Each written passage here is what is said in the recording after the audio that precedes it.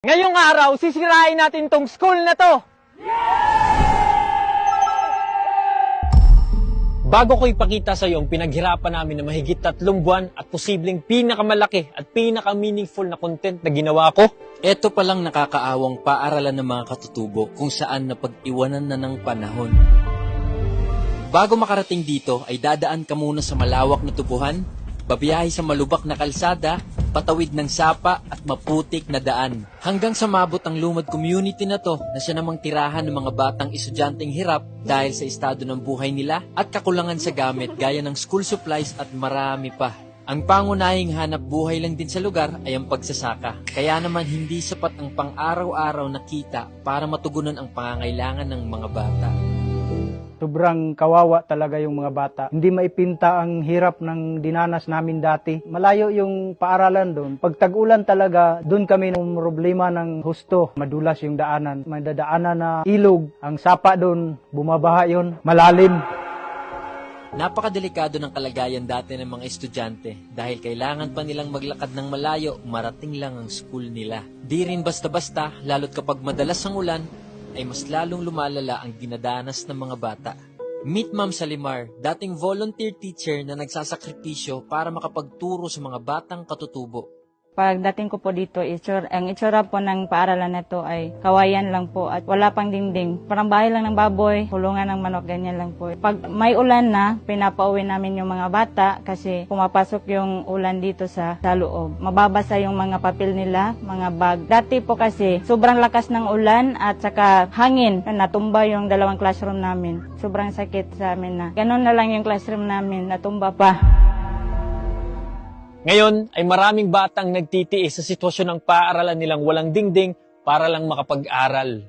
Araw-araw silang pumapasok sa temporaring school na to na pinagtagpi-tagping kahoy, dahon ng nyog ang dingding, lupa ang sahig, sira-sirang lamesa at upuan. At sila din mismo ay kulang sa school supplies. Ultimo ang lamesa ng mga teachers ay parang kulungan lang ng manok. Pero para sa mga estudyante, ay isang paaralan to kung saan mabubuo ang pundasyon ng pangarap nila. Kagaya na lang ni Laika, na grade 6 student na kahit hirap ay may pangarap sa buhay. Yung pangarap ko po sana kung bibigyan man ako ng pagkakataon ng Diyos na makaahon ako sa buhay, makatapos ako sa pag-aaral, maging doktor, matulungan ko yung magulang ko sa kanilang pagtanda, yun po ang pangarap ko. Yun ang ibigay ng Diyos sa akin. At ang unang hakbang ay sirain ang pinakamamahal nilang classroom. Ready? 1, 2, 3! Uy, hi! Ayan, bagsak na. Pagkatapos ibagsak ang unang room, ay bayanihan na ang nangyari. Ito, pangatlong room na itutumba natin. Team na! Uy! Putik yan. Pangatlong room, down. Ay, pagtapos ng tulong-tulong na pagbagsak ng classroom at maghapong pagsira nito, ngayon naman ay magbubuo tayo. Kahapon, nagbagsak tayo ng classroom. Ngayon naman, magtatayo tayo!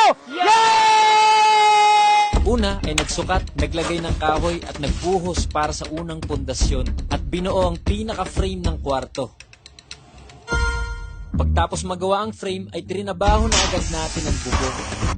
Kakatapos lang natin magbubong, ngayon naman magdidingding tayo. Ito ang isa sa napaka-importanteng parte ng pagbuo dahil malaking issue sa mga estudyante at teachers ang kawalan ng dingding kaya ako mismo ay natutuwa sa parting to. Pagtapos ng dingding ay di naman pwedeng lupa lang ang sahig nila gaya ng dati. Kaya semento naman ang trinabaho at tinapos natin. Bago tayo dumiretso sa isa sa pinaka-exciting na part, gusto ko pala magpasalamat sa isang espesyal na tao na nagpaabot ng malaking suporta para matuloy itong project na to. Ate Angeli, gusto ko magpasalamat sa iyo at gusto ko din maging transparent sa lahat na nakapag-donate pala siya ng 100,000 pesos na nilagay naman natin dito sa school na to. Pinagsama natin ang donation at ang pera galing mismo sa ating bulsa para makumpleto ang 3 classroom na to. At masaya akong ipaalam sa iyo na 100% ng dinonate ni Ate Angeli ay napunta na sa mga materyales para sa school na to. At ngayon, magpipintura naman tayo! Di naman pwedeng simple lang tignan. Siyempre, pipinturahan din natin ang lahat ng classroom para mas gumanda pa yung iiwan natin sa mga estudyante. At ngayon, Pagtapos ng 3 buwang sakripisyo, puti